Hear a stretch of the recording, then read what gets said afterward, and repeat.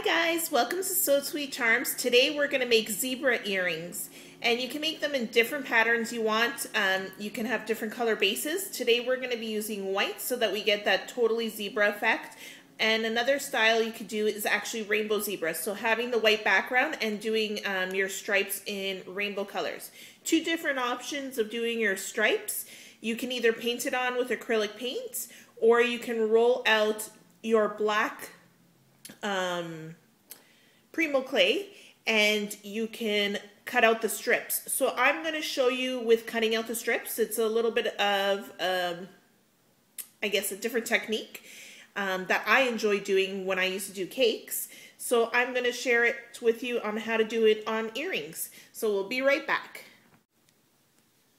Alright, so a little tip, I don't know if you can see that, it's a little bit dirty. So a tip to get these clean, once they're baked, you can get fine sanding paper. It's like a wet sanding paper, and soak this in water, and then you can sand it, and it really polishes it off, and it takes out any scratches and all the dirt. Another option is cleaning your hands with baby wipes before you start, just to ensure that it's nice and clean. And another option would be actually picking out any dirt that you see and working on it. And then the last option would be having a scrap piece of clay, and all you do is roll it all over your hands.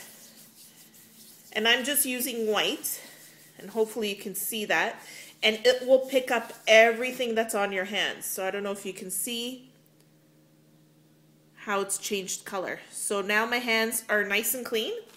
And I will always keep that as my scrap piece of clay. And if you find that it gets way too dirty, then just start a new ball. So I'm just priming some white clay. Like I said, we're doing a zebra pattern, and we're going to do the traditional pattern, which is the white backing with the black stripes.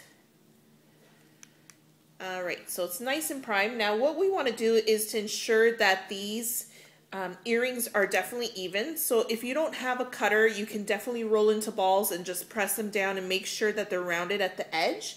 But today I'm actually going to be using cutters. Oops, not that one. This one here.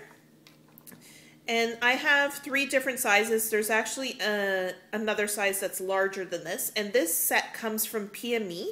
I purchased these at Golda's Kitchen. They are a cake decorating tool. They have squares, they have triangles, ovals, diamonds, all sorts of shapes. Now with the square one, I'm going to be doing a Rubik's Cube, so really stay tuned for that video. I think it's going to turn out super cool. So with these, I'm going to decide what size I'm going to use.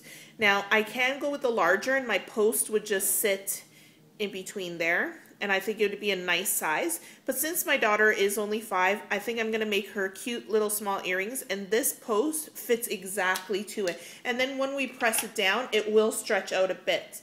So I have my white, which is primed already. And I'm just going to give it a quick roll. Always make sure your roller is clean. And I want these to be somewhat thick. Not super small, but somewhat thick. So I'm just peeling off anything. If you're wearing a darker color shirt like I am, it will pick up in your clay. So always wear like white if you possibly can. There we go. So I rolled it out maybe a ½ inch. All right, and I'm gonna press down. I love this plunger set. So you just press down, and sometimes it pops right off, which this one it did. If it doesn't, you just press the middle and it will pop it out. And there we go. So we got 1 earring so far. And I'm just going to make a second one here. And if there's something that you want to see done, I can definitely do that as well. All right, and I just want to ensure that these are both the same height. And they are. So I'm just going to press them down slightly, just so they're a little bit bigger. There we go. Whoops. And we got 2 perfectly similar sizes in the earrings. And I'm just going to check with the backing of the post here. And it pretty much sits exactly on the post. So what I'm going to do at this point is I'm going to roll out the edges just to round them out, just so they're not such a sharp edge from when I cut it with the plunger. And I'm just pressing down again, and that's just making it a little bit bigger, so you can see. And I'm going to place that down and just make sure that they stayed in their shape. So I'm just rolling it out along the edge, and you can twirl it in your hand like that. Just pressing it down. And these would be super cute as just little kawaii faces actually.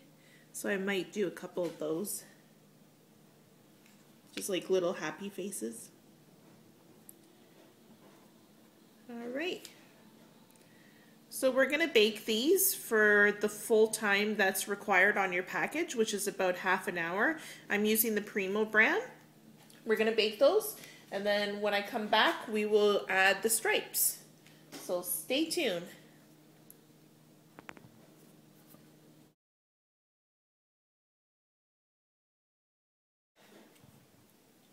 Sorry guys, I just realized that I never did the stripes. So I'm using Primo Black, so I'm gonna do the stripes. I told you guys to bake it and how long, and I ended the video just there. So again, paint them, but I'm gonna do the old traditional way where I'm gonna use my creativity. With stripes, it is super easy. You will not believe it. The only thing about this is because it is a smaller earring, it's going to be probably a little bit more challenging, but we love challenge, don't we? So roll out the black, doesn't matter the shape, we just want it rolled out really nice and smooth. And with the strips, you want to get it as thin as possible. The thinner the better. If you have a pasta roller, definitely do that. But I am just using an acrylic roller that I purchased at, guess where? Golda's Kitchen.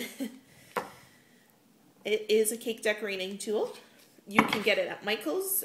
It is in the cake section. It is a fondant roller or fondant or pastry roller. Some places have it. You can get, this particular one was from Wilton. It is more expensive, but Fat Daddios, if you order it on Golda's Kitchen, get Fat Daddios, exactly the same product. The only difference is you don't have this rounded edge. It's just cut off straight, but exact same product, and it's so much cheaper.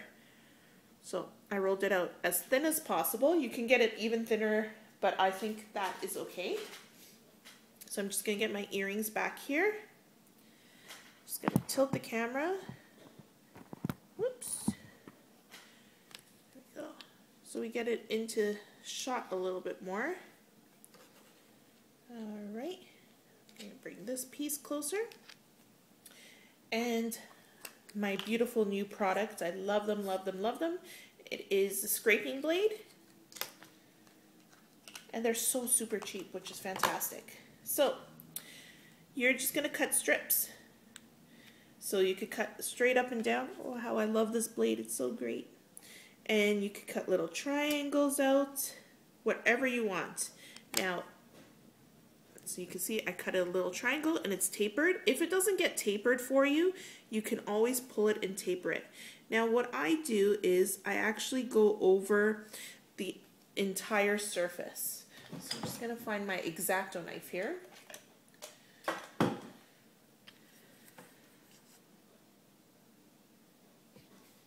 And let it wrap around the entire earring. And you can leave it, your strands in the back, or cut them off, completely up to you, however you want to do it. But for me, I'm just cutting them off, and be careful with how you're cutting. You don't want to cut your fingers. And I'm just picking off some white that I picked up on here. Don't want my white there. Oops, stuck well. Alright, so there's the first stripe.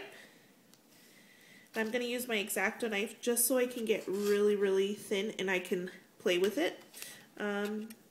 Yeah, you could play with this, but I just find my X-Acto knife a little bit better. So I'm just making swirls, or like little like half circles, whatever shape you want. Come on. Doesn't want to cooperate. So you can see, I don't know if you can see that. There you go, guys. And I'm just putting it kind of opposite of the direction that I started and attaching it on. Okay, I'm gonna get another thin strip, as thin as possible. The thinner, the better. Like I said, you can do this in paint, and I think paint would be awesome. But I want to do it hard.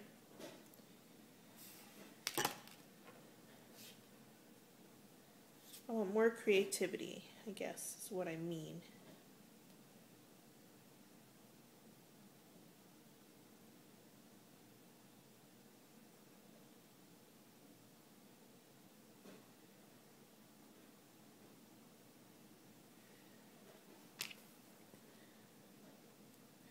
And if it doesn't look right, just take it off and put another stripe there.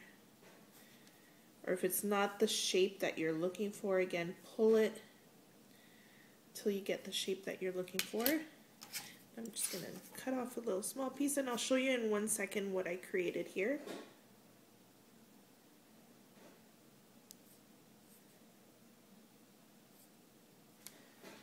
So you can see, super cute. I like it. And just press them down really well. So that's one zebra earring. And the cool thing about zebra earrings is they don't necessarily have to match, because zebra patterns, they come in all different styles, right? So let's do our next one. Use your scribing tool to pick up. And if you haven't seen my previous video and you want to know where to get this, it is from Golda's Kitchen. Surprise, surprise.